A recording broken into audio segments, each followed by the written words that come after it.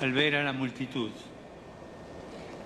When Jesus saw the crowds, in these first words of today's gospel, we discover how Jesus wants to encounter us, the way that God always surprises his people. The first thing Jesus does is to look out and see the faces of his people. Those faces awaken God's visceral love.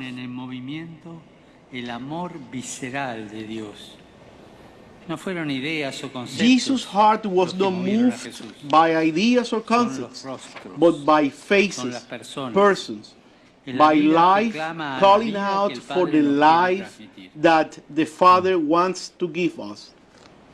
When Jesus saw the crowds, he saw the faces of his followers. And what is most remarkable is that they, for their part, encounter in the gaze of Jesus the echo of their longings and aspirations. This encounter gives rise to the catalog of the Beatitudes, that horizon towards which we are called and challenged to set out. The Beatitudes are not the fruit of passivity in the face of reality, nor of a mere onlooker gathering grim statistics about current events. They are not the product of those prophets of doom who seek only to spread dismay, nor are they born of those mirages that promise happiness with a single click in the blink of an eye. Rather, the Beatitudes are born of the compassionate heart of Jesus, which encounters the hearts of men and women seeking and yearning for a life of happiness. Men and women who know what it is to suffer, who appreciate the confusion and pain of having the earth shake beneath their feet, or seeing dreams washed away when the work of a lifetime comes to naught. But men and women who also know what it is to persevere and struggle to keep going, what it is to rebuild their lives and to start again.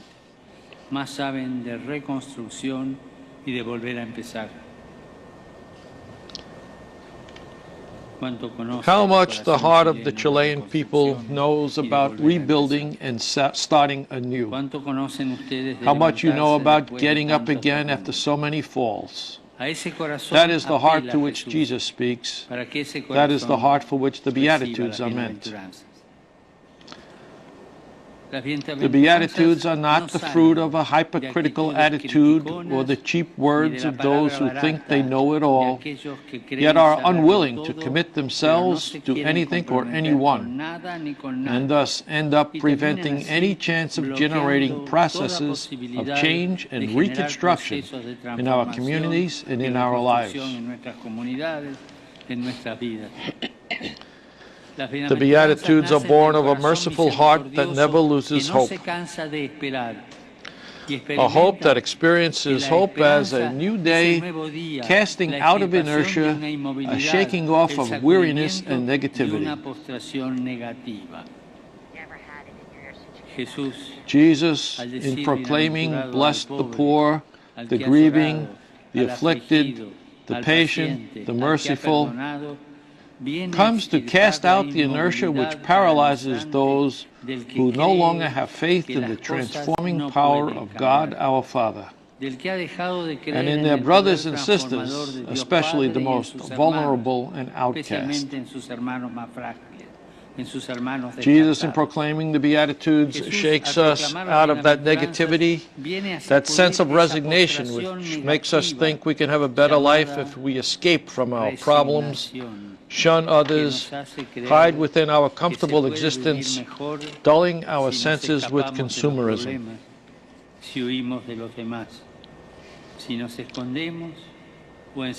The sense of resignation that tends to isolate us from others, to divide and separate us, to blind us to life around us and to the suffering of others.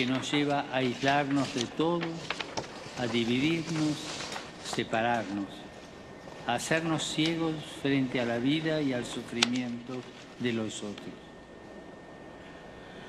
The Beatitudes are that new day for all those who look to the future, who continue to dream, who allow themselves to be touched and sent forth by the Spirit of God.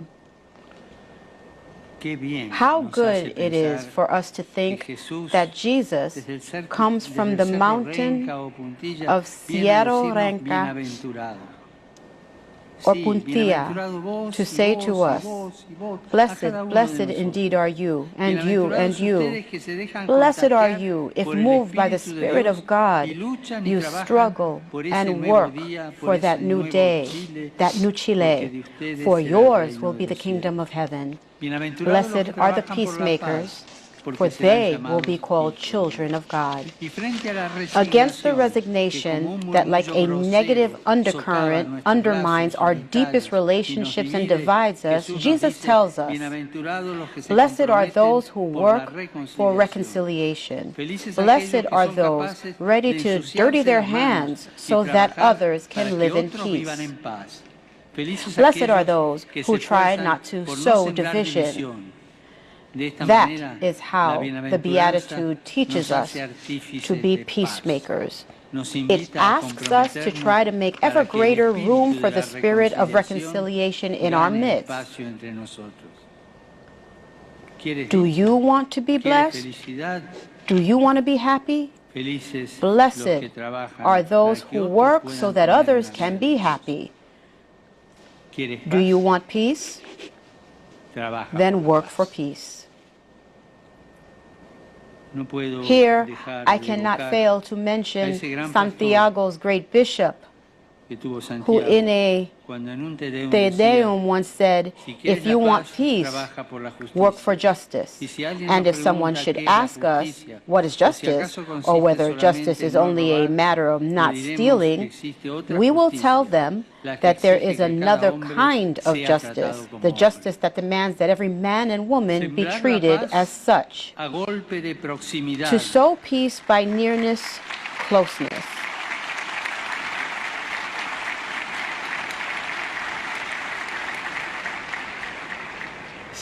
By coming out of our homes and looking at people's faces, by going out of our way to meet someone having a difficult time, someone who has not been treated as a person, as a worthy son or daughter of this land.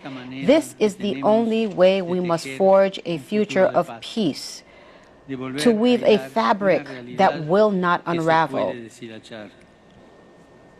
A peacemaker knows that it is often necessary to overcome great or subtle faults and ambitions born of the desire for power and to gain a name for oneself, the desire to be important at the cost of others.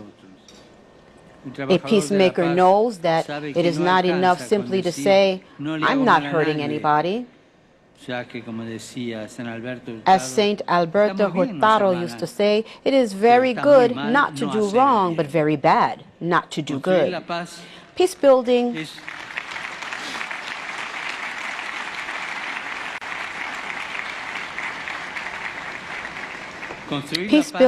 is a process that calls us together and stimulates our creativity in fostering relationships where we see our neighbor not as a stranger, unknown, but rather as a son and daughter of this land. Let us commend ourselves to Mary Immaculate, who from Cerro San Cristobal watches over and accompanies the city. May she help us to live and to desire the spirit of the Beatitudes, so that on every corner of this city we will hear, like a gentle whisper, "Blessed are the peacemakers, for they will be called children of God."